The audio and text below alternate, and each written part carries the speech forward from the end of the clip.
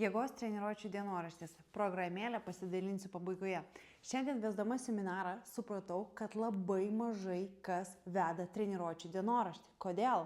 Jūs ką, prisimenat, kokį svorį kėlėt mėnesį atgal, 2, savaitę netgi, ar porą dienų?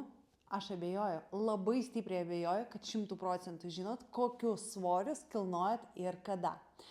Tam, kad atsekti savo treniruotę, savo progresą, reikia vesti dienoraštį. Kaip ir kur paprasčiau tą padaryti, aš parodysiu programėlę, ji yra nemokama, ją naudoju ir aš.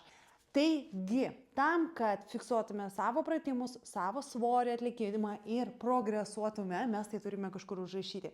Ir dar kas labai gerai, kaip tai paveikia, kad pavyzdžiui, jeigu šiandien nelabai turiu nuotaiką arba blogai miegojau, blogai pavalgiau ar dar kas nors, aš atidarau programėlę daryti tam tikrą pratimą, tą patį, kurį dariau, pavyzdžiui, praeitą savaitę arba praeitą mėnesį, pasižiūriu, ir pavyzdžiui, ten buvo trauka su 20 kg, ne, vienai rankai.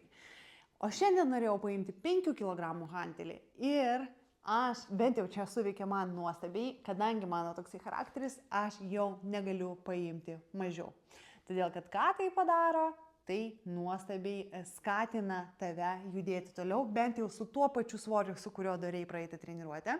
Ir arba jeigu sumažinti, tai šiek tiek, pavyzdžiui, jeigu ne 20, tai 18, bet nesumažinti ant tiek, kad nuo 20 nuėjai prie 5 kg hantelių.